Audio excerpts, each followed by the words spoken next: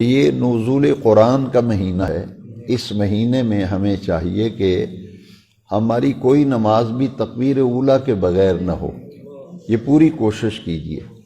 اپنی زندگی کو اگر آپ باوقار بنانا چاہتے ہیں اور اپنی زندگی کو آپ صاف ستھرا اور پاکیزہ بنانا چاہتے ہیں تو پھر اس کے لیے اس مہینے سے بہتر آپ کو زندگی میں کبھی موقع نہیں ملے گا۔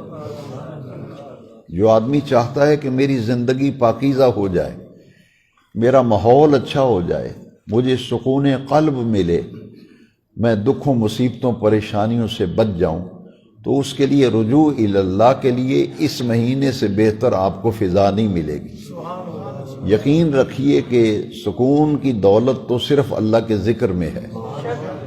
الا بذکر اللہ تطمئن القلوب، دل کا چین اور دل کا قرار جو ہے وہ تو اللہ کے ذکر میں ہے، اور اللہ کے ذکر کی افضل ترین صورت جو ہے وہ 5 وقتہ نماز ہے۔ لہٰذا اس مہینے سے فائدہ اٹھانے کے لیے ایک تو ہم سب کو یہ کام کرنا چاہیے، کوئی مجبوری کو عذر ہو وہ الگ معاملہ ہے، لیکن جان بوجھ کر کوئی نماز ہماری ضائع نہیں ہونی چاہیے۔ کوئی نماز رمضان شریف میں نہ قضا ہونی چاہیے نہ ضائع ہونی چاہیے، اور اللہ کریم توفیق دے تو آج سے میں اور آپ عزم کر لیں، ارادہ کر لیں کہ ہم نے جماعت کے ساتھ تکبیر اولیٰ میں شامل ہونا ہے۔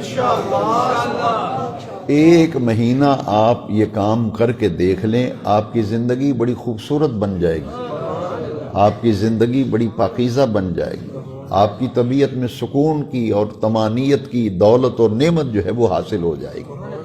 ایک تو نمازوں کی پابندی ہے کہ اس کے بغیر تو گزارا ہی نہیں، سب سے بڑا فرض اور ذمہ داری نماز ہے۔ جس پر میں درس ختم کر رہا ہوں وہ یہ حدیث شریف ہے کہ چونکہ ابھی قرآن کی آیت آپ نے سنی، شہر رمضان الذی انزل فیہ القرآن، یہ قرآن اس مہینے میں نازل ہوا ہے نا، تو حدیث شریف میں ہے کہ جبریل امین حضور کی خدمت میں بارگاہ میں اس مہینے میں آتے تھے، حضور انہیں قرآن مجید سناتے تھے، تو حضور سے سن کر پھر جبریل حضور کو قرآن سناتا تھا۔ اسے کہتے ہیں قرآن مجید کا دور کرنا۔ قرآن مجید کا کیسی پیاری حدیث شریف ہے۔ آپ تراویح میں جو حافظ صاحب منزل سناتے ہیں، دن کو کبھی ان کو دیکھیں نا تو کسی حافظ کو پوری منزل سناتے ہیں وہ 1.25 پارہ، پھر اس حافظ سے 1.25 پارہ سنتے ہیں۔ اس سے منزل جو ہے وہ پختہ ہوتی ہے، منزل پختہ ہوتی ہے، اور جو اس میں مشابہ وغیرہ آتے ہیں ان کی طرف توجہ ہو جاتی ہے۔